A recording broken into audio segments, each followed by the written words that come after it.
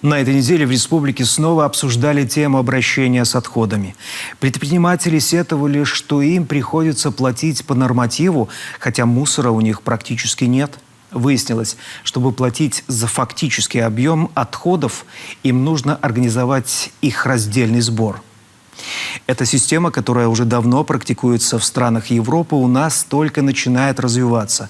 Что говорить, если одно из предприятий Коми, перерабатывающее в год 30 тысяч тонн пластиковых бутылок, завозит их из других регионов и даже стран.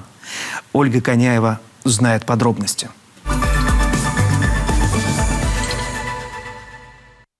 Нет, это мы не принимаем. Тут написано ПС, это шестерка, а мы ее не принимаем. Ольга Дмитриевна привезла сдавать старые журналы. Макулатуры немного, вышла на 28 рублей, по 4 за килограмм. Сумма небольшая, но все-таки отходы превратились в доходы, и мусора на свалку попадет меньше. Отдельно макулатуру, отдельно эти бутылки пластиковые. А, кстати, стеклянные не принимаете, да, нигде? Вот стеклянные приходится выбрасывать. Это один из пунктов приема, расположен в столичном местечке Дырнос. Вторсырье здесь принимают от простых жителей и организаций в любых объемах с понедельника по пятницу. Расположены на улице Орджоникидзе, 101 в городе Сыктывкар. И, значит, еще один приемный пункт у нас в Чувье, промышленная 31. Промышленная 31. Вот. Там больше, конечно, это для оптовых клиентов. Крупные машины, крупные поставщики привозят большими машинами. Ну, тоже частники бывают, подъезжают. А мелкие партии приезжают сюда.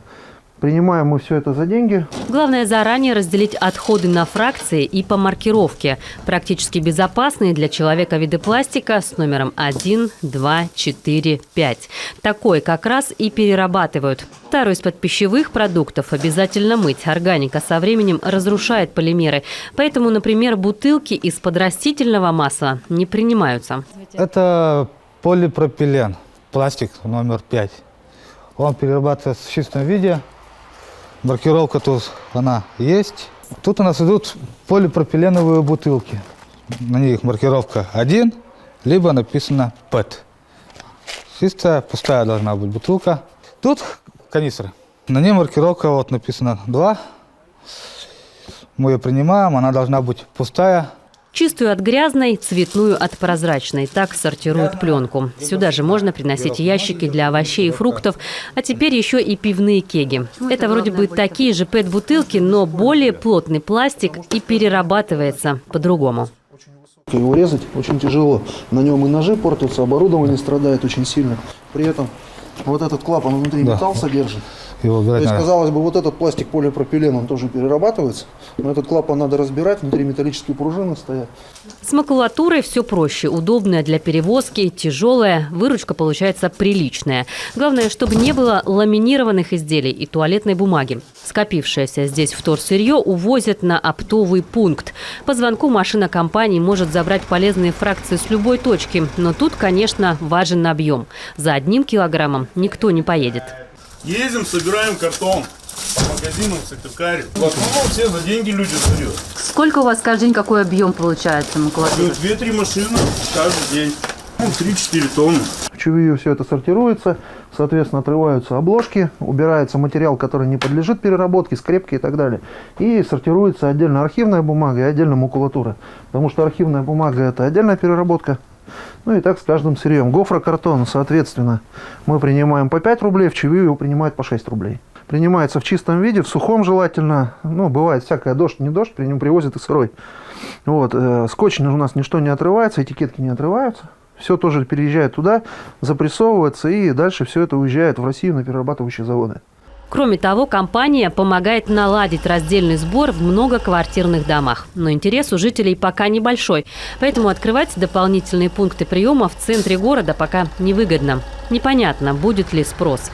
Сейчас договоры заключены с 5 ТСЖ. Но даже в установленные для раздельного сбора контейнеры, синий для макулатуры, желтый для пластика, жители умудряются кидать даже пищевые отходы. Люди плохо представляют, что перерабатывается, что не перерабатывается.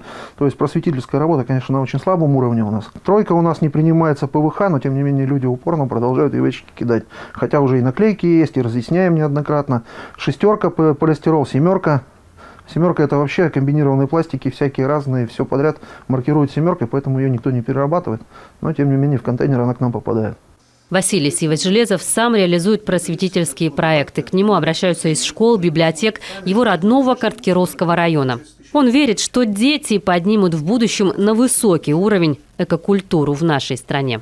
Специально для детей разработали конкретно, даже, так скажем, под детей, указаны в плакате последствия того, что мы сами творим, что происходит на нашей планете в связи с тем, что мы потребляем море пластика, но при этом его практически не перерабатываем. Вот. Также указали здесь виды, какие есть сортировок, в том числе и раздельная система сбора отходов.